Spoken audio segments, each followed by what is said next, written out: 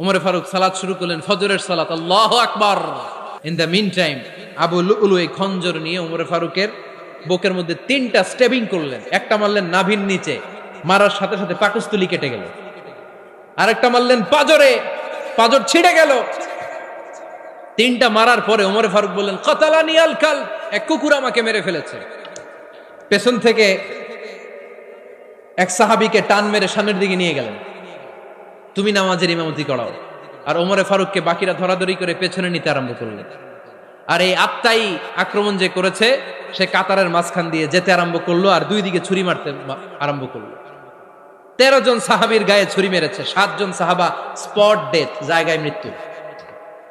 এই ভয়ঙ্কর অবস্থা দেখে এক সাহাবী বুরনুস, এক ধরনের জুব্বা আছে মাথাওয়ালা, অনেকে জ্যাকেট পরছেন না এরকম মাথাওয়ালা, লম্বা জুব্বা আছে আরবরা শীতে পরে মাথাওয়ালা, এই মাথাওয়ালা জুব্বা বের করে এক সাহাবী জালের মতো তার দিকে উড়ায় মারল। ওই বুরনুসের মধ্যে পেঁচিয়ে আবু লুলু মাটিতে পড়ে গেল আর সুইসাইড করে ফেলল, নিজের বুকে নিজে মেরে আত্মহত্যা। যেই সাহাবীকে ইমামতির জন্য দাঁড় করালেন, উনি ছোট্ট সূরা দিয়ে প্রথম রাকাতে সূরা আল কাউসার, দ্বিতীয় রাকাতে সূরাতুল ইখলাস দিয়ে নামাজ শেষ। উমরে ফারুক বেহুশ। উমরে ফারুক কি বেহুশ। সবাই কান্নাকাটি করতেছে, সবাই দেখতে গেলেন, এখন হুঁশ ফিরে না। মুখের মধ্যে, মুখ খুলে রাষ্ট্রের চিকিৎসক মুখের মধ্যে দুধ দিলেন, ওই নাভি দিয়ে দুধ বের হয়ে যায়, পাকস্থলী কেটে ওখান দিয়ে দুধ বের হয়ে যাচ্ছে। তারা বললো ওনারে বাঁচানো সম্ভব না, দেখেন হুঁশ ফিরে কিনা। হুঁশ ফিরলে ওনার পরে কে আমির হবে, উনি যেন প্যানেল ঠিক করে দিয়ে যায়। সবাই তাকিয়েছে ওমরে ফারুকের চোখের দিকে।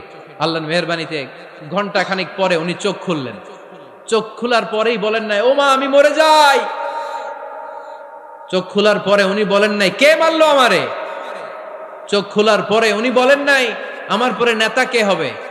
চোখ খোলার পরে সর্বপ্রথম কথাটি ছিল, আসল্লান নাস, আমার নেতৃত্বে যে ফজরের নামাজটা শুরু হয়েছিল এটাকে ঠিকমতো তোরা পড়েছিলি? আমার নেতৃত্বে যে ফজরের জামাত শুরু হয়েছিল সেটা ঠিকঠাক মতো সমাপ্ত হয়েছিল কিনা আগে বল।